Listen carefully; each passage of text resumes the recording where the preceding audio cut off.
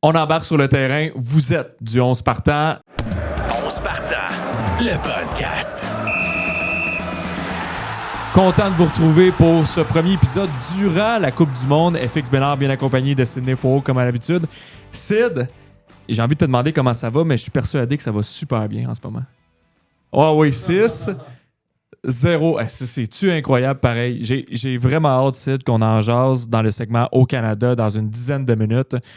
On reçoit tous des courriels qui semblent légitimes, mais en fait qui sont des tentatives de fraude.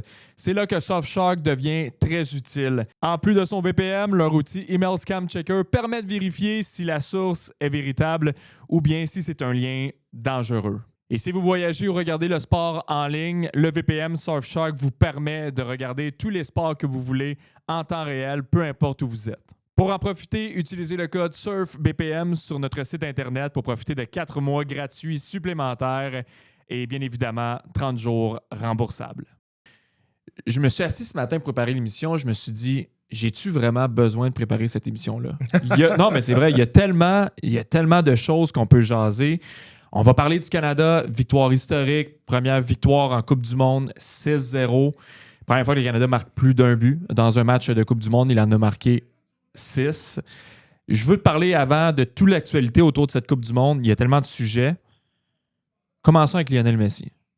Triplé à 38 ans, bientôt 39 la semaine prochaine. À quel point ce que Lionel Messi réussit à accomplir à cet âge-là est phénoménal, Sid.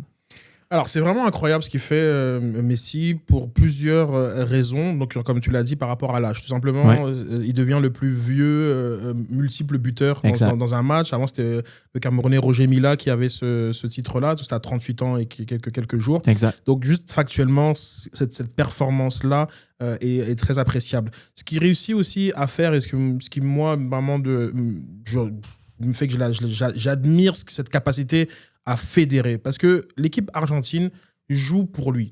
Jusqu'à là, bon, pas grand-chose, mais tout le monde se positionne, tout le monde agit, tout le monde pense son football pour lui. Et je parle du coach, de Scaloni, qui était en larmes quand Messi est sorti, ils ont tous l'impression de faire partie de quelque chose de plus grand qu'eux grâce à Messi. Ouais. Et ça, c'est incroyable. C'est vraiment juste fascinant. Parfois, c'est à l'excès. Il y a des moments où, genre, comme des passes pourraient aller à d'autres joueurs et elles vont vers Messi. Mais en même temps, je trouve ça incroyable à quel point derrière lui, toute une équipe, un effectif, un staff, une nation s'est rangée derrière lui. Et avec raison, parce que jusqu'à aujourd'hui, 3 buts comme il l'a fait, et d'une facilité déconcertante, bon, bien aidé par Lucas Zidane. Quand même. Voilà. C'est vrai. Mais bon. On voyait les images de papa aussi. Le papa, mais dégoûté. C'est le mime de... Le mime. Il y avait des images de lui. Tu sais, quand ton fils est au spectacle et genre, il fait l'arbre alors qu'il y a toute une vraie histoire. Et il regarde, il dit, mais qu'est-ce que je fais là? Genre, je pourrais être peut-être en train de chiller en Espagne, tranquille, là, ou préparer mon prochain mandat en équipe de France. Ouais. Je regarde quoi, là? Je regarde un des meilleurs joueurs au monde. En tout cas, alors, comme que tous nos amis algériens qui nous écoutent, expliquez-moi, est-ce que c'est vraiment le meilleur gardien algérien? Non, oubliez le nom, d'un point de vue profil, dites-moi si Lucas Zidane est le meilleur gardien algérien. Moi, j'ai mes réserves, mais très bonne question. Vous connaissez mieux le foot algérien que moi. J'aimerais vous entendre à ce sujet. Et Messi, voilà, Qu'est-ce que tu dirais à ceux qui ont critiqué un peu, pas la décision de Lionel Messi de venir ici en Amérique du Nord à MLS, mais qui disaient, par exemple, Messi n'aura pas le niveau à la prochaine Coupe du Monde parce qu'il va avoir joué en MLS, justement, dans une ligue avec un calibre moins élevé par rapport aux autres ligues en Europe? Non, moi, je leur dirais rien. Ils ont raison, ils ont raison, genre, comme c'est pas le même niveau d'intensité. Je veux dire, on a vu un Inter Miami contre PSG en Coupe du Monde des clubs. Exact. Ils n'ont pas existé. Je sais pas, ça finit quoi, 4-0. Exact. Je sais pas. Non, c'est pas le même niveau de jeu. On va pas faire semblant parce que Messi réussit, parce qu'il a réussi une passe de De Paul, qui est son coéquipier à Miami, que tout d'un coup, on va traiter ou voir la MLS différemment. Il est venu dans un projet qui lui permet de pas forcément devoir trop se dépouiller. Il joue avec son talent pur et c'est largement suffisant dans une ligue comme la MLS. Mais Messi, la dernière fois qu'il remporte la Ligue des Champions, c'est en 2015.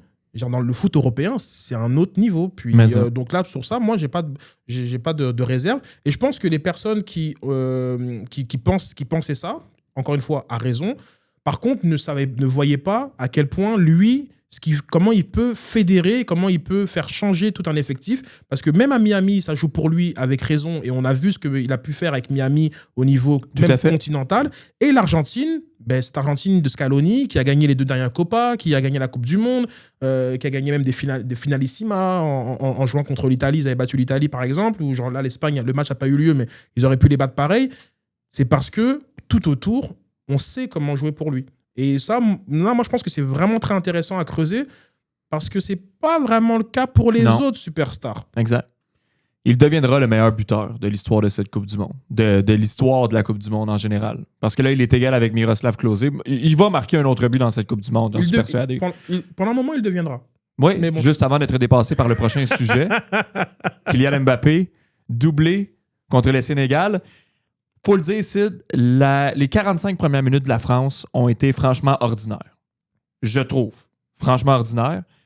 Mais en deuxième demi, on a vu une équipe française complètement différente. Qu'est-ce qui a changé la donne dans ce match-là qui a fait en sorte qu'en deuxième demi, on s'est présenté, on a vu une nouvelle version de la France complètement différente de la première demi? Alors, Crézy au Sénégal, très bien en place défensivement. Koulibaly, Gay, il y a beaucoup de joueurs qui ont très bien paru dans le premier 45 minutes. C'est vraiment une équipe qui, et en plus de ça, aurait même dû marquer, parce que comme Ismail Sarr, ce qui rate, c'est pas normal. Et on a aussi la belle frappe de Jackson. Très heureux, Mac Mignon, de voir ce ballon rebondit sur le poteau puis sur son talon. Donc, moi, je donne plus crédit au Sénégal plutôt que... Enlever du... Ouais, exactement. Après, il y a eu ce replacement d'Olysée dans l'axe avec Dembélé plus sur le côté et qui a permis de fluidifier beaucoup plus l'entrejeu de l'équipe de France parce que là, les joueurs se trouvaient. À la faute de Dembélé, forcément, il va attirer 1 ou 2 joueurs sur lui et étirer le bloc. Olysée a beaucoup plus d'espace. Il a une vision qui est aussi un peu plus verticale. Non, mais la vision d'Olysée sur le premier but. C'est comme il a une vision qui est un peu plus verticale. Même si sur la première mi-temps, la passe que Olysée l'a fait pour Mbappé, Dembélé l'a fait pour Mbappé. Mais en première mi-temps, je ne sais pas si c'est les crampons, la pelouse, le soleil ou le New Jersey, mais genre les contrôles étaient très américains, nous, comme on dit. Est-ce qu'elle est là, la faiblesse de l'équipe de France en milieu de terrain? Rabiot fait un gros match. Donc là, Tchouaméni, on sait que Doué ou Dembélé vont toujours revenir un peu plus dans l'axe pour apporter à la fois de la densité, mais surtout fluidifier pour que le jeu circule mieux. Donc oui, c'est un secteur qui pose question. Et surtout dans un 3 contre 2, je t'avais dit ça par rapport au Sénégal, qui a beaucoup de monde. Ils sont 3. Les Français maintenant sont en 4-2-3-1, donc ils sont que 2 au milieu de terrain. Parfois, ça fait des différences. Mais voilà, on a accéléré, on s'est mieux trouvé, puis on a aussi pu assumer son statut parce que du côté de l'équipe de France, c'est pas juste ta performance, c'est aussi les attentes. Pour tout le monde, c'est normal que la France batte le Sénégal 3-1. Le Sénégal, ils font finale de Coupe d'Afrique, ils sont vainqueurs en 2023, comme si je ne me trompe pas, 2021, je confonds, parce qu'il y a la Côte d'Ivoire entre-temps, évidemment. C'est une grosse équipe, c'est une équipe qui est vraiment très intéressante et qui peut légitimement aspirer à aller en quart de finale. Ce ne serait pas déconnant de voir le Sénégal rendu aussi loin, mais dans la perception de tout le monde, la France, faut qu'il balaye tout le monde de 3-1, 4-1, 5. Non, il y a une équipe en face et puis si elle est un peu moins maladroite en première mi-temps, ils auraient pu poser des gros problèmes à l'équipe de France. Après, quand l'équipe de France commence à se trouver, c'est fort. Les stars ont performé dans le premier match. Pratiquement tous les stars. Il y en a une qui n'a pas nécessairement performé. Un verdict nul 1-1 décevant pour le Portugal. Est-ce que Cristiano Ronaldo est un boulet pour son équipe?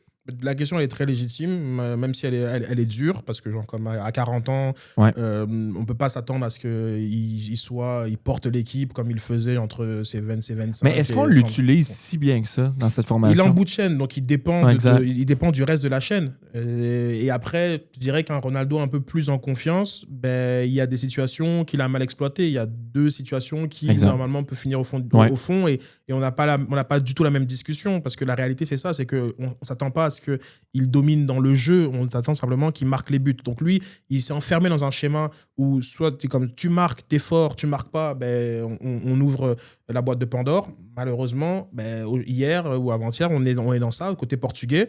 Moi, j'insiste, on s'en est parlé, FX, Bernardo Silva, il était où? Bruno Fernandes, il était où? Je veux dire, comme Vitinha, bon, c'était marrant et tout, genre comme ces petits déplacements en mode de Paris Saint-Germain, mais bon, vas-y, tu peux prendre le ballon plus haut aussi, hein, et être force de proposition. Moi, j'ai pas vu d'autres joueurs vraiment très intéressants, à part Joao Neves, qui est buteur, mais en même temps, bon, voilà. Mais autour de lui, c'était pas fort. Après, c'est quoi? Est-ce que c'est l'œuf et la poule? Je pense que Martinez a fait une tactique dans laquelle il voulait créer le moins d'espace au milieu de terrain et justement que tout le monde soit tout autour. C'était un peu bizarre comment il a voulu approcher le match. Mais Ronaldo, il souffre de la comparaison, tout simplement, FX. Haaland doublé, Mbappé doublé, Messi triplé, Kane doublé. Là maintenant, on s'attend, exactement. On cherche Ronaldo et on l'a pas trouvé. L'Angleterre, 4-2 contre la Croatie. Qu'as-tu pensé de cette nouvelle version de l'Angleterre? On joue gros dans cette Coupe du Monde quand même avec beaucoup de bons joueurs qui ont été laissés de côté dans la formation anglaise. Très intéressant. Très intéressant. C'est très cohérent. Je pense que Tourelle réussit son pari. Il n'a pas sélectionné les ambassadeurs de marque et d'équipes. Non, mais c'est vrai. Mais il assume et c'est très cohérent. Je pense qu'à un moment donné, il y a aussi trop de... Apparemment, il ne faut pas qu'il y ait trop de coques dans la basse-cour. J'en dis Foden, Palmer, après, avec Saka, Bellingham. C'est qui la star de l'équipe? C'est qui doit jouer pour qui? Patati. Puis ils ne sont pas potes, hein, ces gens-là. Non. C'est pas, à la rigueur, Dembélé, Mbappé, ils sont super potes. Ouais, donc, je comprends. même s'il y a des problèmes, ils sont dans les mêmes chambres, ils rigolent, ils jouent à la PlayStation ensemble et on passe à autre chose. Ces gars-là sont pas potes. Et on sait comment l'équipe d'Angleterre, dans sa génération dorée, avec le meilleur de Liverpool, le meilleur de Manchester, le meilleur d'Arsenal, le meilleur de Chelsea, ça n'allait pas. Donc, il a fait un choix, il a tranché dans l'art, comme on dit, et puis il a choisi d'aller avec comme ça, et c'est cohérent. C'est une bonne équipe croate. On dit toujours la même chose, oui, c'est vieillissant, c'est ci, c'est ça, mais c'est technique, c'est tactique, c'est agressif. C'est une bonne équipe croate. 4-2, ça fait longtemps que l'Angleterre n'a pas battu une équipe top là. Exact. Top 15. En dans une compétition officielle. Ouais. Ils l'ont fait de façon très intéressante. Et puis, moi, je pense qu'il est en train de réussir son pari, Thomas Tuchel. Première semaine de la Coupe du Monde, ça vient avec des belles histoires. Une des plus belles, ça a été ce gardien de Cap-Vert qui signe un jeu blanc, Sid. 0-0 contre une Espagne qui est grandement favorite quand même, qui fait partie de ses équipes favorites pour gagner les grands honneurs dans cette Coupe du Monde.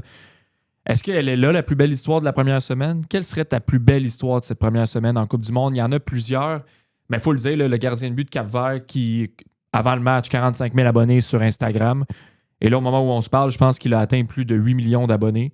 Il y a vraiment eu une vague de sympathie devant sa performance sur les réseaux sociaux. Est-ce qu'elle est là, la plus belle histoire de cette première semaine? Ouais, bon choix, FX. Ouais, très bon choix. Parce qu'il y a plusieurs lectures à cette performance. Ouais. Il y a évidemment celle d'un gardien héroïque et qui a 40 ans. Je ne sais même pas s'il a un club. Et il est là, et il fait ce qu'il a à faire et c'est magnifique vraiment de sa part. Mais il y a aussi, ça tord le cou à cette idée que 48 équipes, c'est beaucoup. 48, c'est beaucoup. C'est beaucoup. Est-ce que c'est trop? Ça, pour moi, c'est une autre question. Exact. Donc, là, de faire match nul contre l'équipe numéro 1 classement FIFA, l'Espagne, championne d'Europe en titre, ça envoie un message que... Ça remet les choses en perspective. Voilà, que le foot mondial est de plus en plus compétitif et que tout le monde s'attendait à ce que, comme ce soit en Allemagne, Curaçao, bis, et ça n'a pas été le cas au Cap-Vert. Crédit au Cap-Vert, parce que Cap-Vert, ils sont là aussi dans une nouvelle formule de 10 équipes africaines qui a mis sur le carreau le Cameroun et le Nigeria. Et donc, pour beaucoup, c'est comme pourquoi le Cap-Vert il prend la place de grosses équipes africaines qui auraient dû être là. Ils ont pas fait le travail. Donc, elles sont à la maison. Et ils démontrent qu'ils n'ont pas volé leur place. Donc, cette performance-là, elle a plusieurs lectures. Évidemment, le côté anecdotique est très sympa des réseaux sociaux qui se sont enflammés sur lui. Mais c'est vraiment intéressant. C'est intéressant. C'est un peu à l'image de... Oui, on peut retenir le 6-0 du Canada-Qatar, mais la Suisse, ils ont fait 1-1 contre le Qatar. Donc, de plus en plus, dans le foot mondial, il n'y a rien qui est acquis. Et ça, je trouve ça intéressant. Donc oui, belle histoire. Le but du Congo aussi, pour moi, particulièrement contre Aussi. le Portugal, je trouve que c'est vraiment cool. Évidemment, le but du Curaçao contre Contre l'Allemagne. l'Allemagne, malgré la défaite. Malgré la défaite. Nathan Saliba avec le maillot d'Ismaël Koné aussi, pour moi, c'est une super belle image. Aussi. Il y en a d'autres et tout, mais c'est ça, c'est la Coupe du Monde, c'est normal. On est là pour vivre ces émotions, ces images-là. Mais oui, c'est aussi pour le côté upset. C'est une très, très, très, très belle histoire. Et le but du Ghana aussi en toute fin de match là, pour gagner. Ça aussi, je trouve que c'est. À Toronto, ils ont bien été servis. Ouais. C'était un beau. C'était un très beau moment. Allons au segment au Canada parce que Sid, je me peux plus. Là. Il faut absolument qu'on jase de cette victoire du Canada 6-0. On se partant, le podcast. Phénoménal. Complètement phénoménal. Bon, évidemment, on va retenir les 2 cartons rouges, on va retenir la blessure d'Ismaël Koné, on va retenir le triplé de Jonathan David, on va retenir ces images que tu viens de jaser de Nathan Saliba qui, avec le chandail d'Ismaël Koné, qui marque sur coup franc aussitôt après la sortie d'Ismaël Koné. Comment réagis-tu à cette première victoire canadienne? Avant d'y aller là, en détail, puis de creuser, puis de parler de la blessure, de parler de l'ambiance de ce match-là, Sid, comment toi, tu perçois cette première victoire du Canada en équipe masculine en Coupe du Monde? Allez, en un mot, évidemment, historique. C'est un accomplissement incroyable de l'équipe canadienne. Bon, allez, je ne suis pas fou. C'est le Qatar, 9 contre 11. C'est dit. C'est dit.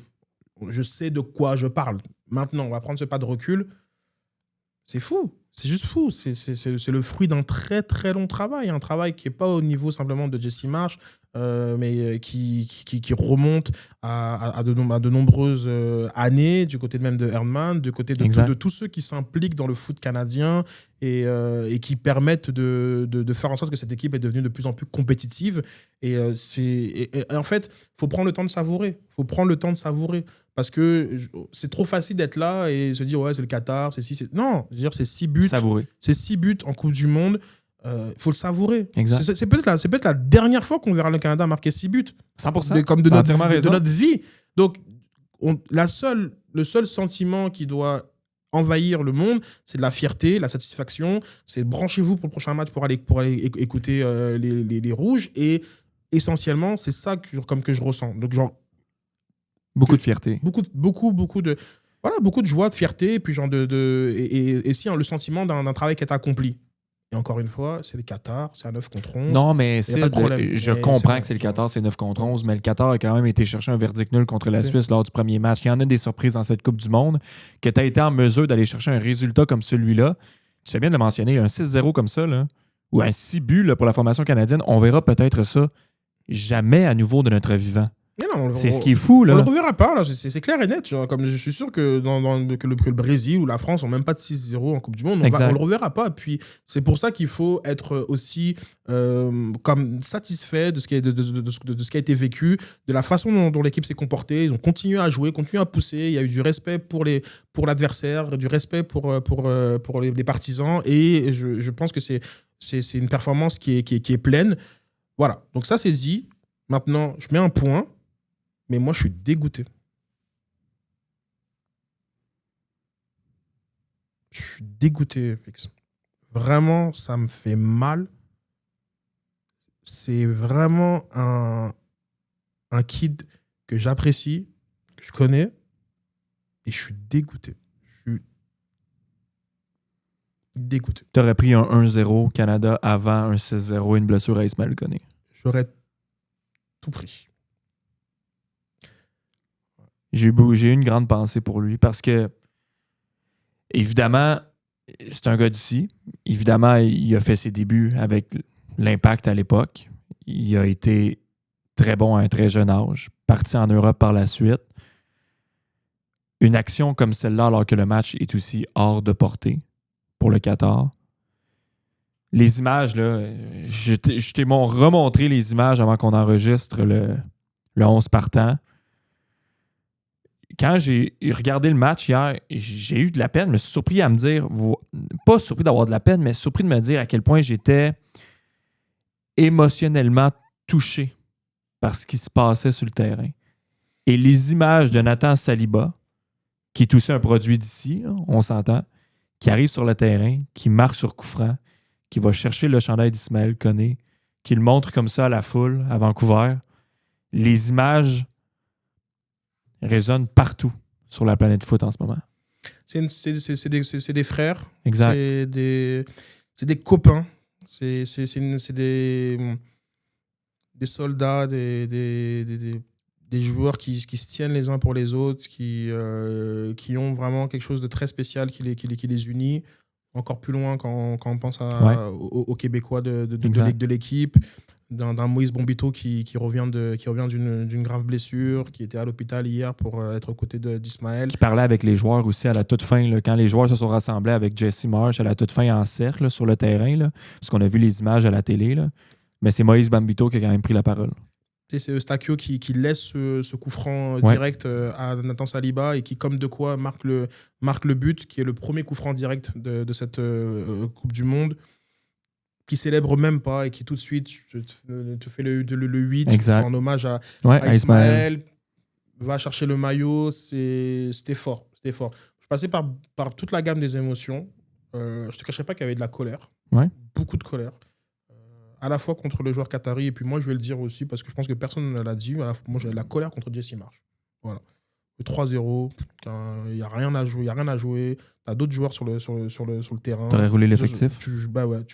C'est même pas une question de manque de respect à l'adversaire quand je dis rouler l'effectif. Tu as des joueurs qui sont tout aussi capables. On l'a vu, Schaffelberg a fait son entrée, a fait des différences. Il y a du monde. Chouanière, par exemple, n'aurait pas embarqué sur le terrain. Comme Saliba. Saliba qui l'a fait. Il y a du monde. Puis, moi, j'ai eu de la colère contre Jesse Marsh. À un moment donné aussi, pense un peu plus loin. Et sur ce coup-là, j'ai l'impression que si on était un peu plus proactif sur la façon de gérer son effectif, avec des si, effectivement, tout peut arriver. Mais je te partage ce sentiment aussi que j'ai ressenti. Il faut penser un peu plus loin. De la même manière que il ne s'est pas dit on va embarquer Alphonso Davies ou quoi que ce soit, parce que évidemment, je pense à plus tard. Du côté de Jesse Marsh, moi, j'ai ressenti de la colère, sûrement très, très mal placée. Très, très mal placée, j'assume. Mais de la tristesse, beaucoup de tristesse. Il y a eu du déni. Peut-être que non, exactement. Là, tu te demandes pourquoi. Quand tu as vu les premières images, avant même qu'on les remontre à la télévision, tu te dis non, c'est fini. Là. Non, c'est terminé, il n'y a rien à faire. Il y a tellement de choses par lesquelles qui m'ont passé par la tête. Et puis au moment où Nathan, là, il lève le chandail, c'est bon. J'étais complètement à terre. Donc voilà, c'est triste, très triste pour lui. Ouais. Pour lui. C'est triste pour lui. C'est même pas triste pour le Canada, pour le milieu. Il casse les lignes, je sais pas quoi, tous ces trucs. Non, c'est triste pour lui, pour tout ce qu'il fait. Mais quelle classe, quelle dignité. C'est comment il s'est présenté à la foule. Comment on peut se servir de cet événement-là pour la suite du tournoi? C'est comme la blessure de Maxime avant la Coupe du Monde. En 2022. C'est aussi des catalyseurs. Donc, on joue aussi pour eux. C'est un privilège d'être là. Il n'y a rien qui est donné. Tout peut s'arrêter en un instant. Et c'est ça aussi sur quoi tu dois t'appuyer pour la suite. Mais pour rétablissement, Isma. Maintenant, quand on regarde pour le prochain match du Canada, Moïse Bombito a disputé quelques minutes sur le terrain. Ça, c'est une bonne nouvelle pour la formation canadienne. Alphonso Davies est tout près d'un retour. Est-ce qu'il débutera le prochain match? On verra. Le prochain match est le 24 juin, alors mercredi, la semaine prochaine pour le Canada, qui, avec un verdict nul, termine premier de son groupe, Sid. Contre la Suisse. Et jouerait ses matchs au Canada. Aussi. Parce que ça aussi, c'est gros. C'est très, très gros. C'est très gros. On a vu l'ambiance hier à Vancouver. On a vu l'ambiance aussi à Toronto lors du premier match. L'ambiance est là en ce moment. Même Jonathan David, à un certain moment, en début de match, après une occasion ratée, fait ses signes à la foule. Il y avait une ambiance de folie à Vancouver. Avec tous ses commentaires, il ne s'attire pas à la sympathie du côté états-unien. Non. Donc, les matchs en bas de la frontière, je ne pense pas sûr que tu sois en terrain conquis. Donc, mieux vaut qu'on reste chez nous le plus longtemps possible. Et c'est une finale contre la Suisse. Et c'est très fort parce que moi, pour le coup, on a discuté dans nos débats d'avant Coupe du Monde. Moi, l'important, c'est qu'ils se qualifient. Exact. Troisième, je signe tout de suite. Donc là, tu as l'opportunité d'être premier dans un vrai match qui est un peu un espèce de 32e de finale. Parce que là, c'est un vrai choc contre une très bonne nation qui a repris le fil de ces pensées-là, parce que à partir de la 70e minute, Exact. la Suisse, ils sont passés complètement ailleurs. À un autre niveau. Dans un autre niveau de jeu. Mais le premier but a complètement décollé cette équipe-là. Pour le coup, donc c'est un vrai bon match. Maintenant que tu as l'assurance de qualifier, parce que bon, tu peux faire tous les calculs que tu veux, tu es qualifié là, avec 4 points. Pas sûr que tu vas forcément employer Alphonso Davies. Tu peux encore aller chercher ces jours de plus pour t'assurer qu'il soit... Tu le reposeras encore? À 100%. Je reposerai encore. Est-ce que Bombito fait partie du 11 partant? Il a vu quand même quelques minutes dans le dernier match. Pour ça, je pose la question. Compliqué, parce qu'en ce moment, il y a un petit équilibre entre Fougerolles et Cornelius. Mais je ne veux pas non plus prendre de risques pour lui, parce que lui peut être très important dans la phase éliminatoire. Partant, je ne sais pas. Karl Larin a embarqué sur le terrain pour être dans le 11 partant après ses propos lors du premier match. Rappelle-toi, on avait le 11 partant. On avait donné le 11 avant le début du tournoi. Kyle. OK, vas-y. My bad. Non, mais attends. My bad, bro. My bad. Non. Je m'excuse. Il n'y a pas de problème. Je m'excuse. Il n'y a pas de problème. Franchement, non, c'est bon. Mais il faut le dire quand même, dans une chimie, Larin et Jonathan David, c'est pas nécessairement des joueurs qui sont complémentaires dans ce qu'on veut créer offensivement, mais tu l'embarques sur le terrain, il te marque un gros but contre la Bosnie, il tient ces propos-là après le match, tu le commences sur le terrain dans le deuxième et il marque le premier but de la formation canadienne. 2 buts en Coupe du Monde, c'est la meilleure façon de répondre à tous les détracteurs. et c'est vrai que Kyle Larin, il représente beaucoup dans le programme canadien depuis une dizaine d'années. Et c'est un joueur qui est aussi, d'ailleurs, qui est le deuxième meilleur buteur. On parle beaucoup de David, mais derrière, c'est lui. Et même s'il était moins bien durant les derniers temps, il avait raison de rappeler qu'à Southampton, ça se passe super bien pour lui et que, pour le coup, il est toujours capable de marquer des buts, d'avoir son rôle. Peut-être que c'était aussi autour de mieux l'utiliser, etc. Et je pense que là, ça s'est replacé.